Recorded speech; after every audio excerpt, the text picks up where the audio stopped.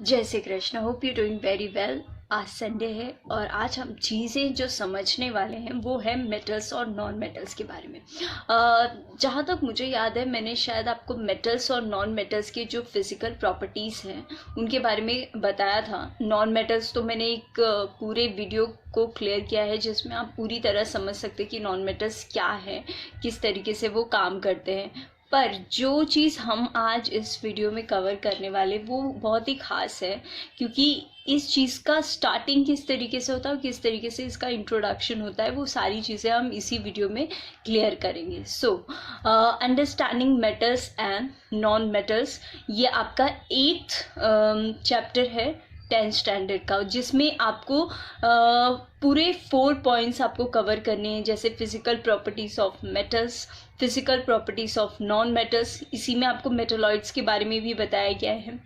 Chemical properties of metals, same chemical properties of non metals के बारे में भी आप जानेंगे। ऑकरेंस ऑफ मेटल्स किस तरीके से अकर्स होते हैं, किस तरीके से आपको ऑब्टेंड होते हैं, ये भी आप इसमें समझेंगे। एज वेल एज करोशन, जो कि डिग्रेडेशन प्रोसेस होता है जिससे मेटल्स को बचाया जाए, कौन से ऐसे प्रिवेंटिव मेजर्स होते हैं वो भी आप इसी चैप्टर में समझेंगे। इसका इंट्रोडक्शन भी बहुत प्यारा है।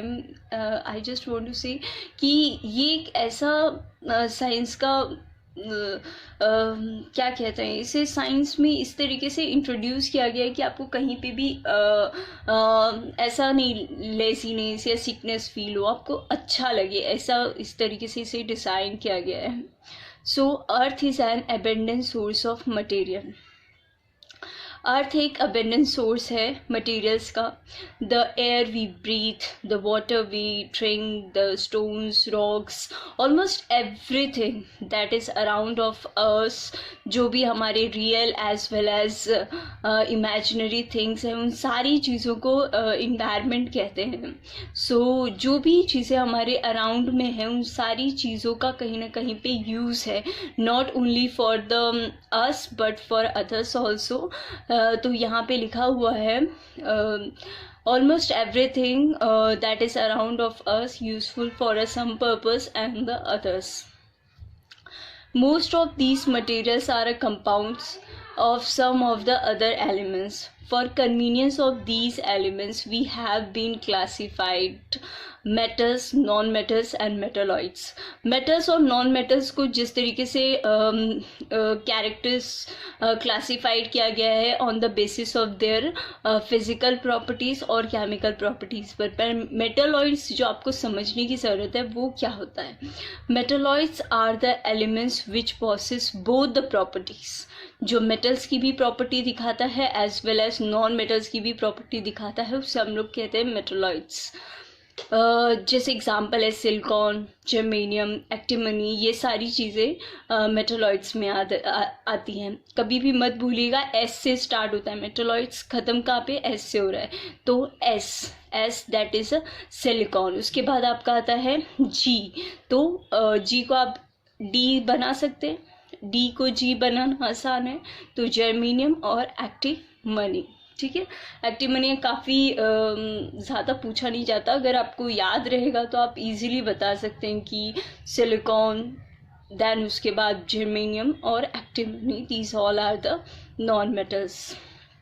Whereas metals and non-metals are classified distinctly by their physical and the chemical properties, जिसके बारे में briefly आप physical property, metals के तो पूरे ही physical properties 9 होते हैं, और अगर बात की जाए non-metals काफ़ी easy होते हैं क्योंकि 4 ही तो उनके important चीज़ें हैं जिसमें कुछ ना कुछ exception के साथ बताया गया है।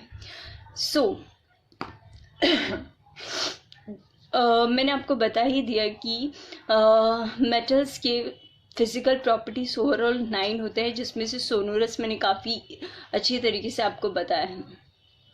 तो पहला जो फिज़िकल प्रॉपर्टीज़ है वो पी से ही है, physical state. Metals are solid at a room temperature exception of mercury and gallium. ये दोनों आपको पता है मर्क्यूरी हमेशा केरोसिन में स्टोर किया जाता है, एंड गैलीलियम जो होता है वो प्रॉपरली वर्क नहीं कर सकता है, इसलिए सेम दोनों चीज़ें जो हैं वो रूम टेम्परेचर पर काम नहीं करती हैं, which are the liquid at a room temperature. ये दोनों ही लिक्विड होती है रूम टेम्परेचर पर। याद रहेगा आपको, मर्क्यूरी बहुत अच्छे से पता रहता है, मर्क्यूरी मेटल है बट वो सॉफ्ट है, उसे हमेशा कैरोसिन में ही स्टोर किया जाता है। उसके बाद आता है mercury and then gallium metals, Mg, mercury and gallium. उसके बाद है लश्यर। लश्यर भी मैंने आपको अच्छे से बताया था। I repeat once again, metals in their pure state have a shine. Metals में एक शाइन होता है and can be polish to give highly reflective surface. Malleability भी बहुत अच्छे से मैंने बताया है आपको, आप चाहे तो उस चीज़ को देख सकते हैं, बहुत आसान है। उसके लिए मैं ज़रूर रिकमेंड करूँगी कि आप वो वीडियो देखें, तो मेलेबिलिटी और डक्टिलिटी आप अच्छे से समझ पाएंगे। Conduction of heat and electricity भी मैंने उसे बताया है। जो चीज़ नहीं मैंने शायद कवर किया है वो शायद है हार्डनेस। ओके, आपको अच्छे से दिख नहीं रहा है, I am so sorry. So